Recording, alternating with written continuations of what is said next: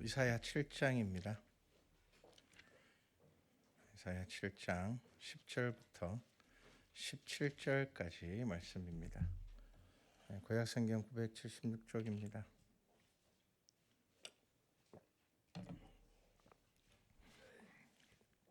자, 우리 한 목소리로 함께 성경 말씀 봉독하겠습니다. 함께 봉독합니다. 여호와께서 또 아하스에게 말씀하여 이르시되 너는 내 하나님 여호와께 한 징조를 고하되 깊은 데에서든지 높은 데에서든지 고하라 하시니 아하스가 이르되 나는 고하지 아니하겠나이다. 나는 여호와를 시험하지 아니하겠나이다 한지라. 이사야가 이르되 다윗의 집이여 원하건대 들을지어다. 너희가 사람을 괴롭히고서 그것을 작은 일로 여겨 또 나의 하나님을 괴롭히려 하느냐. 그러므로 주께서 친히 징조를 너희에게 주실 것이라. 보라, 처녀가 잉태하여 아들을 낳을 것이요 그의 이름을 임마누엘이라 하리라. 그가 악을 버리며 선을 택할 줄 알 때가 되면 엉긴 젖과 꿀을 먹을 것이라. 대저 이 아이가 악을 버리며 선을 택할 줄 알기 전에 내가 미워하는 두 왕의 땅이 황폐하게 되리라. 여호와께서 에브라임이 유다를 떠날 때부터 당하여 보지 못한 날을 너와 내 백성과 내 아버지 집에 임하게 하시리니 곧 아수르 왕이 오는 날이니라. 아멘. 네, 미리 말씀하십니다라는 제목으로 오늘 본문을 보려고 합니다. 한 주를 마무리하고 또 시작하는 것이 우리 주일입니다.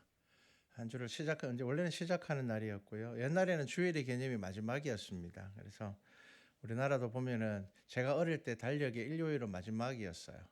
월, 화, 수, 목, 금, 토, 일 이렇게 돼 있었죠. 근데 이제 요즘은 일요일이 제일 앞에 들어있죠. 그러니까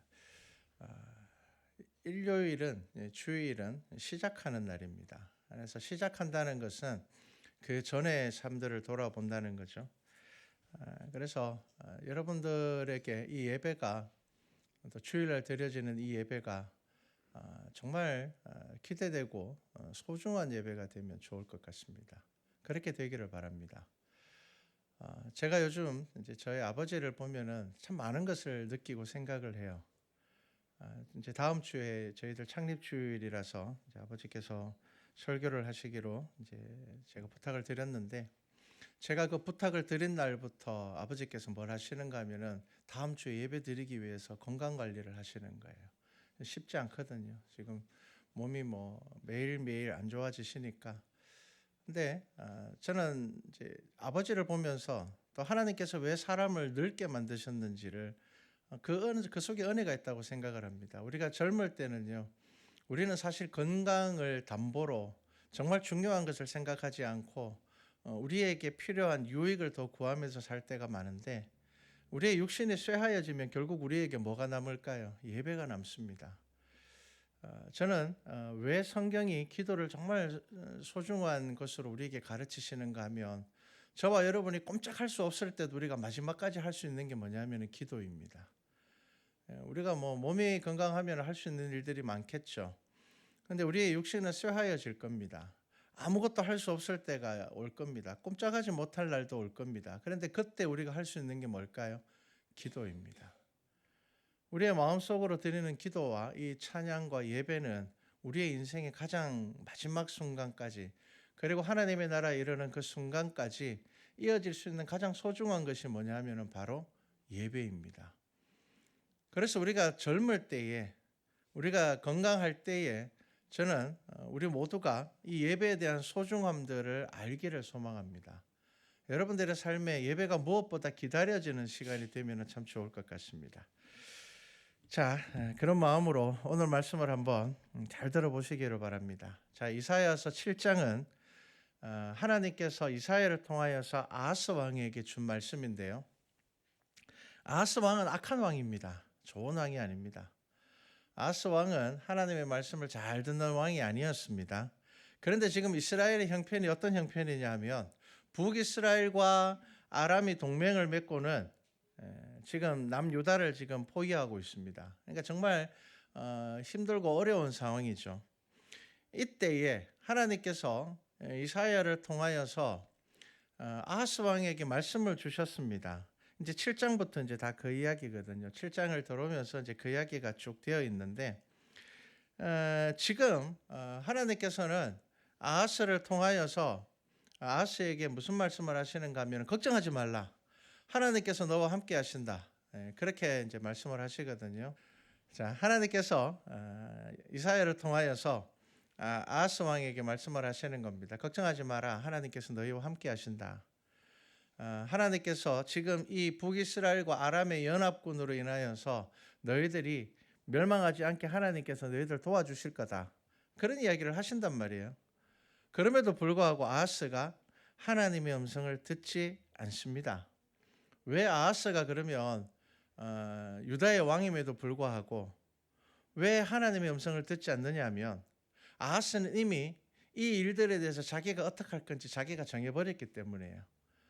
아하스가 그 방법을 정했는데 어떤 방법을 정했는가 하면은 북이스라엘과 아람이 연합한 것보다 훨씬 더 큰 나라인 아수르에게 뇌물을 주어서 아수르의 도움을 받기로 마음의 결정을 내렸어요. 그러니까 자기가 그렇게 결정을 내려보내니까 하나님의 말씀이 들리지가 않는 거예요.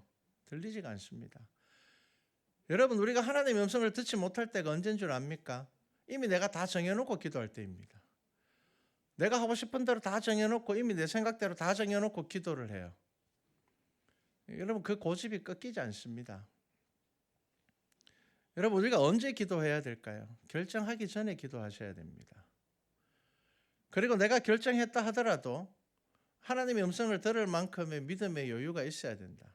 그런데 우리는 그렇지 않습니다. 정해놓고 해요. 저는 이건 안 되겠습니다. 지금 아하스는요, 아수르에게 지금 뇌물을 바쳐서 아수르가 우리 도와주기만 하면 북이스라엘과 아람의 연합군 정도는 아무것도 아니게 물리칠 수 있다고 지금 머릿속에 계산을 다 끝냈습니다. 생각을 다 하고 있어요.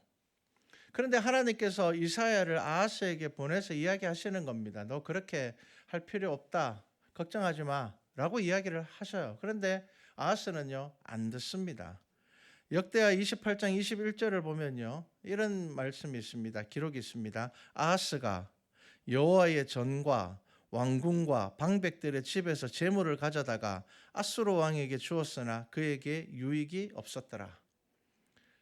아하스 왕이요, 성전에 있는 금 다 모으고요, 방백들한테도 금을 다 모으고요, 그래가지고 아수르에게 뇌물을 줬는데 아무런 도움을 받지 못했어요.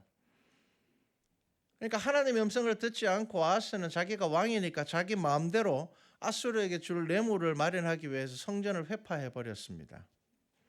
지금 이 말씀을 하나님께서 언제 주시느냐? 주전 731년입니다. 예수님께서 이 땅에 오시기 700년 전에 하나님께서는 이사야를 통하여서 주신 말씀입니다.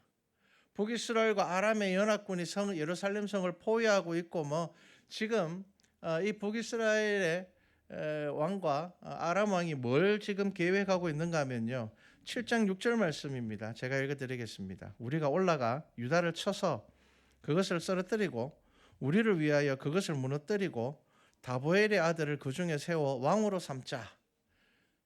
지금 이제 북이스라엘과 아람이 동맹을 해서 뭘 하려고 하는가 하면 유다의 왕을 바꾸려고 하는 겁니다.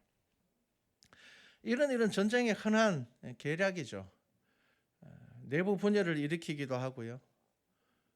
그리고 또 자기들 말 잘 듣는 왕을 세워서 조공을 받으면서 그 나라를 지배하려고 하는 겁니다. 자, 이런 여러 가지 복잡한 상황 가운데서 하나님께서는 이사야를 보내셔서 무슨 말씀을 하시는가 하면은 걱정하지 마라. 걱정하지 마라. 그래서 7장 7절에 보면은 이렇게 이야기를 합니다. 주 여호와의 말씀이 그 일은 서지 못하며 이루어지지 못하리라. 그 일 이루어지지 않을 테니까 걱정하지 마라고 이야기를 하지만 아하스는 하나님의 말씀을 듣지 않습니다.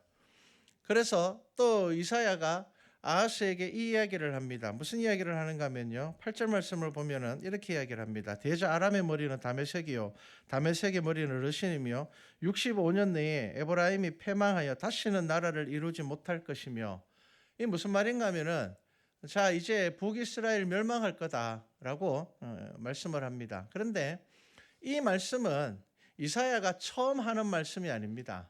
이 말씀은 이미 아모스 선지자를 통하여서 하나님께서 주셨던 말씀입니다. 아모스가 예언한 그날로부터 정확하게 65년이 되는 해에 북이스라엘이 멸망합니다. 역사적으로. 이사야가 지금 이야기할 때는요, 한 20년 정도 남았습니다. 그러니까 이미 45년 전에 아모스를 통하여서 하나님께서 말씀하셨고요.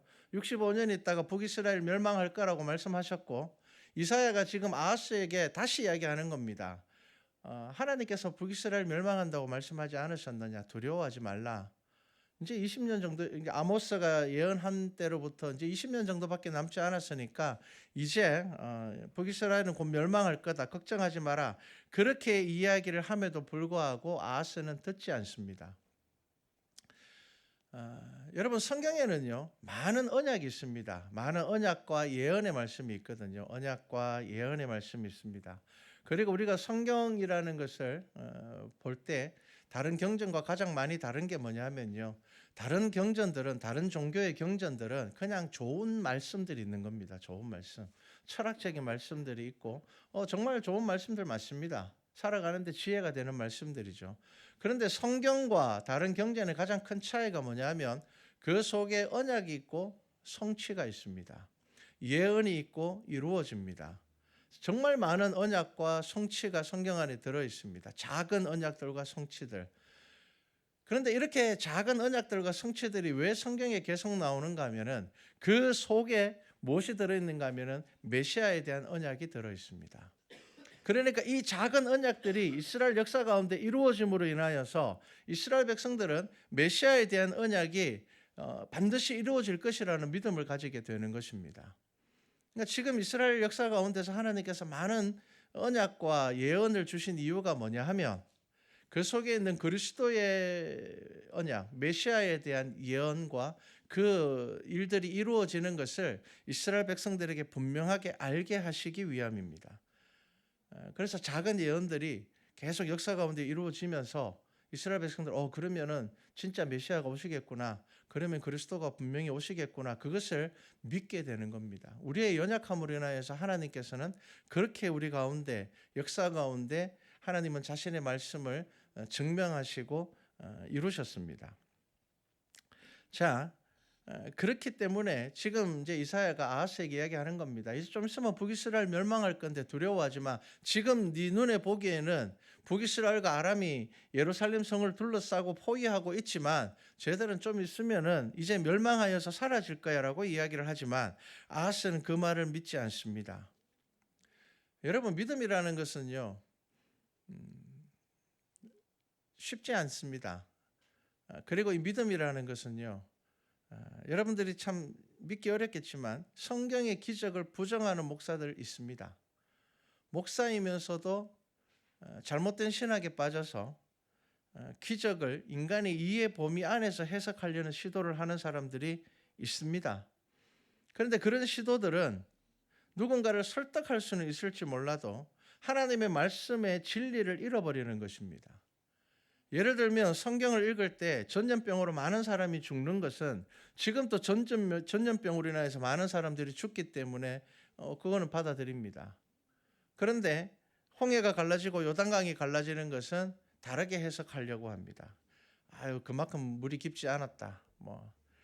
이상하게 해석하려는 사람들이 있습니다. 여러분, 창조주 하나님을 믿음으로 고백하지 못하면 하나님의 말씀을 온전하게 받아들일 수가 없고, 그렇다면 우리의 믿음은 온전한 믿음이 되지 않습니다. 인간의 상상을 벗어나는 끝없는 우주를 만드신 분이 바다를 가르지 못하시겠습니까? 생명을 만드신 분이 죽은 자를 살리지 못하겠습니까? 이 세상의 질서를 만드신 분이 그 질서에 반하여서 그의 능력을 나타내지 못하시겠습니까? 그러니까 하나님을 인간의 지식과 과학적인 사고 안에 가두면 우리는 믿음으로 살지 못하게 됩니다. 하나님께서는 우리의 무지함을 아시기 때문에 언약과 성취를 통하여서 역사 가운데 자신을 나타내셨고 우리를 깨닫게 하셨습니다. 동정녀 탄생과 같은 초월적인 방법으로 우리의 믿음을 요구하고 계시는 겁니다. 여러분, 성경의 말씀은 믿음 외에는 받아들일 수가 없습니다. 자, 9절 말씀을 보면 믿지 아니하는 아하스에게 이렇게 말씀합니다. 에브라임의 머리는 사마리아요, 사마리아의 머리는 르말리아의 아들이니라. 만일 너희가 굳게 믿지 아니하면 너희는 굳게 서지 못하리라. 너희들이 믿지 않으면은 굳게 서지 못한다는 겁니다. 여러분, 결국 우리가 믿음으로 살아가지 못하는 이유가 뭘까요? 머리로는 믿지만 실제로 그것을 우리의 삶의 믿음으로 적용하지 못하기 때문입니다. 여러분, 우리는 이 차이를 구분하지 못하여서 늘 믿음 안에서 방황하고 믿음 안에서 넘어지고 그렇게 되는 거죠. 말씀을 믿지 못하는 아하스에게 이제 이사야가 뭐라고 이야기를 하는가 하면은 도저히 못 믿겠으면 징조를 구해라라고 이야기를 합니다. 허락하는 겁니다. 하나님께서 허락하셨으니 징조를 구해봐라. 뭐라고요? 깊은 데에서든지 높은 데에서든지 구하라. 이 말은 어떤 징조든지 네가 구해라. 그러면 하나님께서 들어주실 것이다. 아주 특별한 은혜를 말씀하고 있거든요. 자, 그런데 아하스가 뭐라고 이야기를 합니까? 나는 구하지 아니하겠나이다. 나는 여호와를 시험하지 아니하겠나이다 한지라. 여러분, 지금 이 말씀이 어떤 말씀인 줄 아십니까?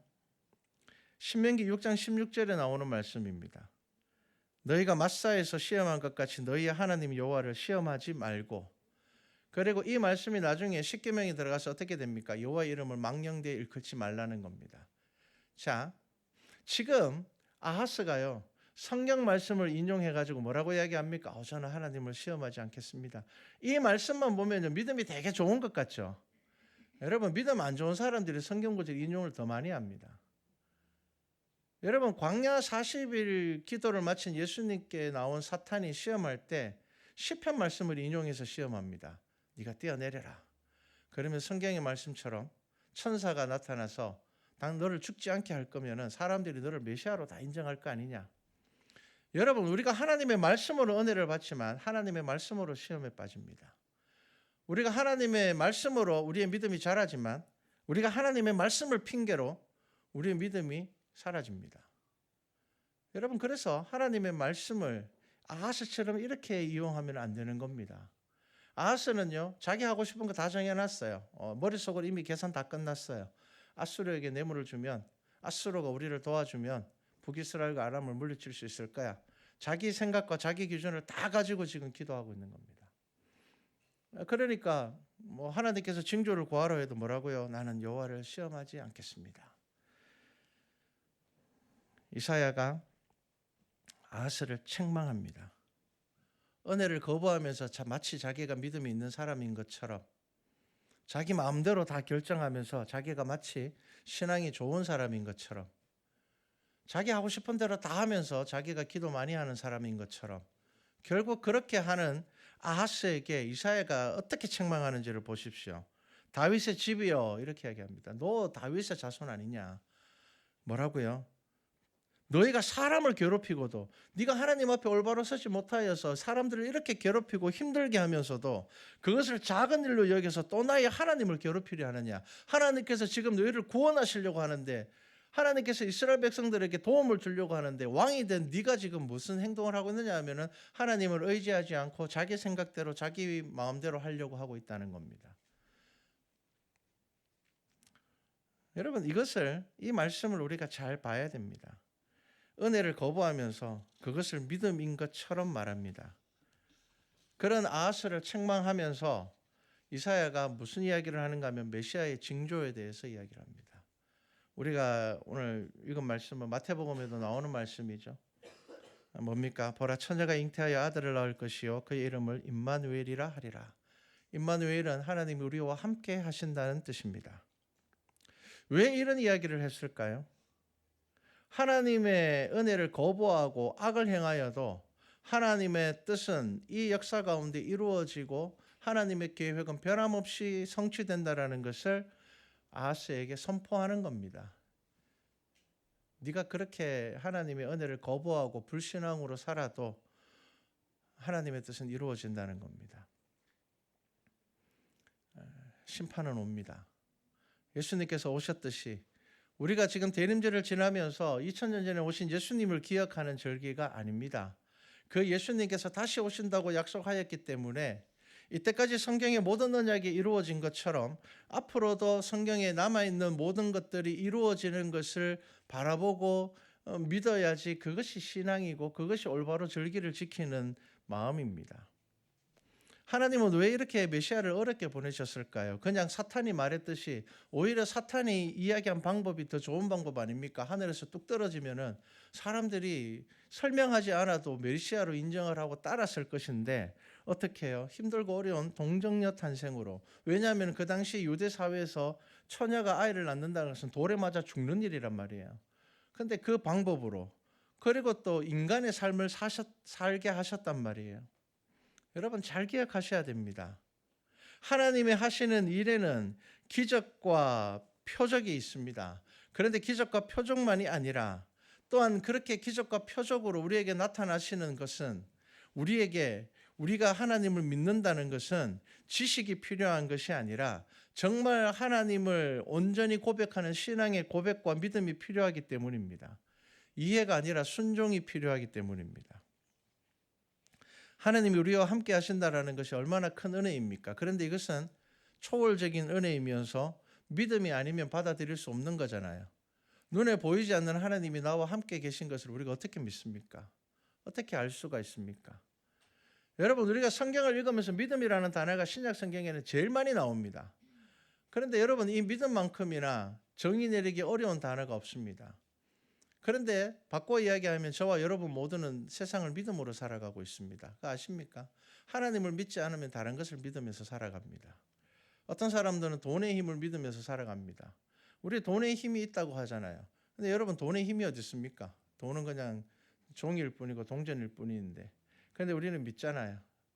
여러분, 우리는 보지 않는 것을 믿으면서 살아가고 있습니다. 그래서 무엇을 믿으면서 살아갈 것인지를, 여러분, 우리는 성경을 통하여서 하나님의 언약이 우리에게 주어지고 그것이 성취되고 이루어지는 이 역사를 통하여서 성경에 나와 있는 나머지 모든 언약들이 이루어질 것을 믿음으로 바라보고 살아가는 것이 성도입니다. 세계적인 우주 물리학자가 예수님을 만나고 난 이후에 이렇게 신앙 고백을 합니다. 광활한 우주를 보면 홍해가 갈라지는 건 아무것도 아니다. 동정녀 탄생도 아무 일도 아니다. 과학은 생명의 기원을 설명하지 못한다. 그래서 이 과학자는요, 오히려 우리는 예수님 믿는다고 이야기를 하면서 예수님께서 무리로 걸으셨다 그러면 그게 마음에 걸림이 됩니다. 어떻게 사람이 무리로 걷지? 그런데 이 세계적인 이 물리학자가, 우주 물리학자는요, 우주를 보니까, 성경을 보니까 그 아무것도 다 믿을 수 있는 일들이라는 겁니다. 우주에는 믿을 수 없는 일들이 너무 많다는 것이고 이해할 수 없는 일들이 너무 많이 일어나고 있으며 지금 우리가 살아가는 이 세상을 바라보아도 과학으로 설명할 수 없는 일들이 훨씬 더 많다는 겁니다. 그런데 우리는 그냥 그것을 눈으로 보니까 자연스럽게 받아들이는 거죠. 우리가 살아가는 세상을 제대로 알면 성경에 나와 있는 이 기적을 인정할 수밖에 없습니다. 성경은 하나님의 뜻을 담고 있습니다. 우리는 성경을 통해서 하나님을 알게 되고 경험하게 되는 거죠. 하나님의 뜻을 알게 되면요, 우리는 인간을 알게 됩니다. 나의 고집과 시기와 질투와 욕심을 발견하게 됩니다. 우리는요, 내가 하기 싫은 일은요, 그럴듯한 핑계와 변명을 만드는 것에 정말 능합니다. 근데 내가 하고 싶은 일은요, 잠을 자지 않아도 하려고 합니다. 그게 우리의 모습입니다. 예수 그리스도를 십자가에 못 박은 이들의 교만을 우리는 알게 됩니다. 그리고 그 속에, 내 속에 그와 동일한 죄가 있다라는 것을 발견하게 됩니다. 그래야지 비로소 우리는 십자가를 이해하게 됩니다. 여러분, 신앙생활 하시면서 십자가를 아직 이해하지 못했다면, 여러분들이 십자가를 생각할 때 여러분들의 삶에 감동이 없다면, 나 같은 사람을 위해서 예수님께서 이 땅에 오셔서 죽으셨구나라는 그 감동이 없다면 우리는 예수님의 가르침대로 살아갈 수 없습니다. 성경은 그냥 좋은 이야기가 될 뿐입니다. 한 해의 마지막 절기가 대림절입니다. 대림절은 2000년 전에 이 땅에 오신 예수님을 기억하는 절기가 아닙니다. 그 예수님께서 하신 말씀이 여전히 아직 이루어지지 않은 일들이 우리의 삶에 있기 때문에, 그리고 그 예수님께서 다시 오시겠다 우리에게 약속하셨기 때문에 역사 가운데 오셨던 그 예수님께서 다시 오실 것을 기다리는 것이 대림절 절기입니다. 예수님은 구약의 모든 언약을 이루셨습니다. 그리고 그 언약은 십자가를 지심으로 완전하게 성취되었습니다. 그리고 그 십자가는 우리의 죄를 사하여 주신 것입니다. 우리는 성경을 통하여서 그것을 알게 됩니다. 그리고 이제 다시 오실 예수님께서 우리에게 경고하신 말씀이 시대의 징조로서 지금 나타나고 있습니다. 얼마 전에 세계에서 가장 유명한 각 분야별의 과학자들이 모여서 이런 이야기를 했습니다. 인류 역사상 가장 심각한 위기가 50년 안에 반드시 올 것이다. 여기에 이견이 없더라고요. 아니다라고 이야기하는 과학자가 없더라고요. 여러분, 옛날에는요, 과학자들은 종말을 이야기 안 했습니다. 과학자들은 종말을 이야기하는 사람이 아닙니다. 과학자들은 오히려 뭘 이야기했는가 하면요, 우리가 우주를 정복하게 될 거다. 달에다가 뭘 하게 될 거다. 우리가 화성에 가서 무슨 도시를 만들게 될 거다. 인간은 죽음을 극복하게 될 거다. 모든 질병을 극복하게 될 거다. 이게 과학자들이 하는 이야기였습니다. 그런데 불과 10여 년 전부터 슬슬 과학자들 사이에서 어떤 이야기가 나오는가 하면은 인류의 종말이 멀지 않았다라는 이야기를, 옛날에는 종교인들이 하던 이야기를 이제 과학자가 하고, 옛날에는 종교인들이 하던 이야기를 이제 잘 안 합니다. 그런 이야기 하면 왠지 뭐 이상하게 생각하니까 이야기를 잘 안 하는데, 여러분 시대를 한번 보십시오.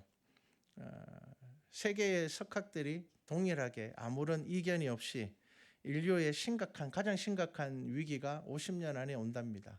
다행히 저는 그때 되면 없을 것 같습니다. 근데 50년 안에 온답니다. 이상기후가 생각보다 아주 선명하게 우리의 삶에 지금 나타나고 있죠. 어제 뉴스를 보니까 태국에서 지금 동남아에서 엄청난 비로 인하여서 수백 명이 지금 죽어가고 있습니다. 과학의 발전이 예전에는 기대되었습니다. 희망이었죠. 그런데 지금 심각한 문제가 나타나고 있습니다. 우리 아이들이 예배드리러 앉아서도 휴대폰 들여다보고 있잖아요. 왜 그럴까요? 여러분, 지금 세계적으로 청소년들의 스마트폰 규제가 점점 강화되고 있습니다. 법으로 정해서 이제 아예 청소년들이 휴대폰을 못하게 만드는 법들까지 등장하고 있습니다. 왜인 줄 아십니까? 이 폰이 등장하면서 청소년들이 원래는 마약 중독에 빠지는 경우가 거의 없었습니다. 그런데 지금 미성년자들이 도박과 음란, 마약 중독, 그다음에 더 심각한 문제는 뭐냐 하면은 뇌가 쇠퇴하고 있다는 겁니다. 뇌 성장이 퇴보하고 있다는 겁니다. 뇌가 작아지고 있다는 겁니다. 여러 가지 위험성들이 경고되고 있죠. 우울증과 범죄가 빠르게 증가하고 있습니다. 인공지능과 로봇의 등장으로 세계적 대량 해고가 시작되었습니다. 작년까지만 해도요, AI를 만든 사람들이 뭐라고 이야기했는가 하면은 10년 정도 지나면은 이 AI가 인간의 직업에 심각한 영향을 미칠 거니까 준비해야 된다고 이야기했는데 올해 시작했습니다. 이미 뉴스에서는 세계적으로 대량 해고가 시작되면서 AI를 만든 사람들이 자기가 해고될 줄 몰랐다고 이야기를 합니다. 여러분, 로봇이 생기고 AI가 생기면은 우리가 사는 생활이 편해지고 더 좋아질 거라고 생각을 했는데 내가 직장을 잃을 줄은 몰랐다. 전쟁의 소문이 점점 더 많아지고 있습니다. 이틀 전에 프랑스에서 어떤 법안이 나왔습니까? 징병제가 다시 부활한다고 법안이 지금 만들어졌습니다. 프랑스는 1997년도에 징병제 없앴습니다. 이제는 평화의 시대이기 때문에 전쟁이 일어나지 않을 거라고 생각을 했거든요. 그런데 불과 20년이 지나서 징병제를 다시 지금 의논하고 있습니다.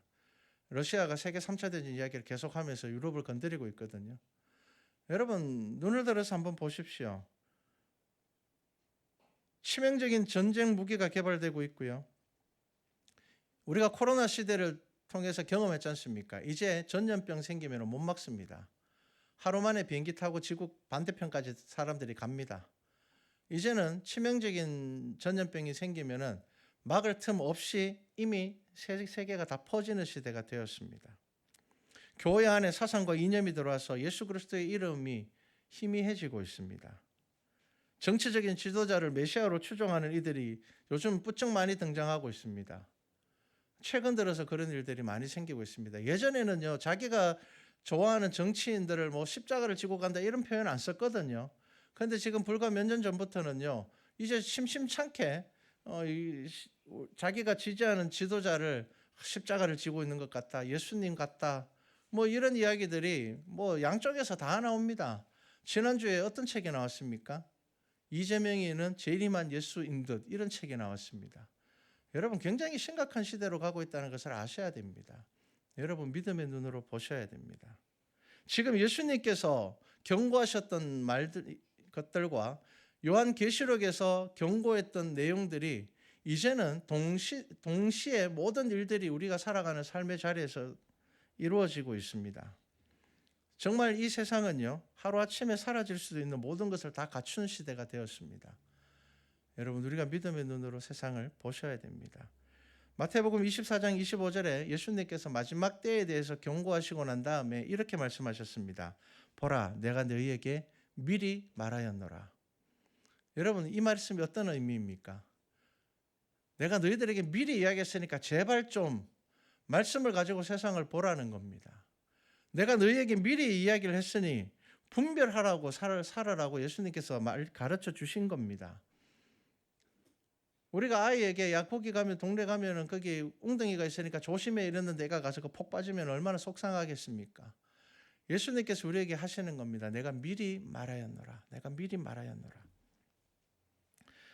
우리는 이 세상에 일어나고 있는 일들이 우연히 일어나는 일이 아니라는 것을 알아야지 성도입니다. 그래서 기도해야 되는데, 그런데 하나님을 믿는 우리조차도 오늘 하루 즐겁게 살자 그렇게 생각합니다. 그래 세상이 이제 세상 멸망 이야기를 자꾸 하니까 그래 즐겁게 한번 살아보자. 여러분, 이게 성도가 아니잖아요. 성도는 뭡니까? 우리가 주님 만날 날이 다가오고 있구나라고 생각하셔야 되는 겁니다. 역사 안에 예수님께서 오셔서 이룬 일들은 부인할 수가 없습니다. 예수님의 흔적은 이슬람과의 전쟁으로 많이 소실되었지만 여전히 압도적인 문서적인 고고학적인 증거를 가지고 있습니다. 여러분, 미리 알려주셨는데 관심이 없고 오직 세상의 재물만 섬기고 산다면, 바로 앞에 문제에 매어 달려서 산다면, 나의 감정과 나의 기분에 매여서 산다면 우리는 하나님의 나라에 관심이 없는 겁니다. 예수님께서 어리석은 부자에 대해서 뭐라고 말씀하셨습니까? 누가복음 12장 19절에 보면 또 내가 내 영혼에게 이르되 내 영혼아 여러 해 쓸 물건을 많이 쌓아두었으니 평안히 쉬고 먹고 마시고 즐거워하자 하리라. 그때 예수님께서 뭐라고 말씀하셨습니까? 그거 너 죽으면 그거 누구 것 되겠느냐라고 말씀하십니다. 오늘 말씀을 기억하십시오. 미리 말씀하시고 그 언약대로 예수 그리스도께서 오셨고 그 예수님께서 다시 오시겠다 말씀하셨습니다. 그렇다면 우리는 성경 말씀을 통하여서 다시 오실 예수님을 우리가 어떻게 맞이해야 될지, 우리가 어떤 믿음으로 맞이해야 될지를 우리는 고민해야 됩니다. 그게 성도 아니겠습니까?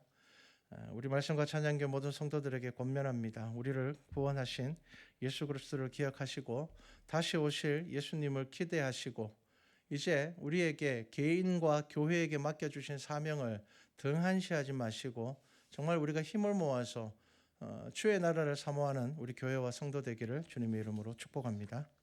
기도드리겠습니다. 사랑의 하나님, 미리 말씀하여 주셨습니다. 그런데도 우리는 그것을 귀담아 듣지 않고 우리 기분대로, 내 계획대로, 내 생각대로 아하스가 거룩하게 성경 말씀을 인용하면서도 결국은 내 마음대로 하겠다는 그 아하스를 이사야가 책망합니다. 책망합니다. 그리고 메시아에 대한 말씀을 주시는 겁니다. 우리는 이미 오신 예수 그리스도를 통하여서 복음의 시대를 살아가고 있습니다. 다시 오실 예수 그리스도를 바라보며 예수님을 믿는 우리 성도들은 삶의 가치관과 방향이 주의 말씀 안에서 이루어질 수 있도록 인도하여 주시옵소서. 감사드립니다. 예수님의 이름으로 기도드렸습니다. 아멘.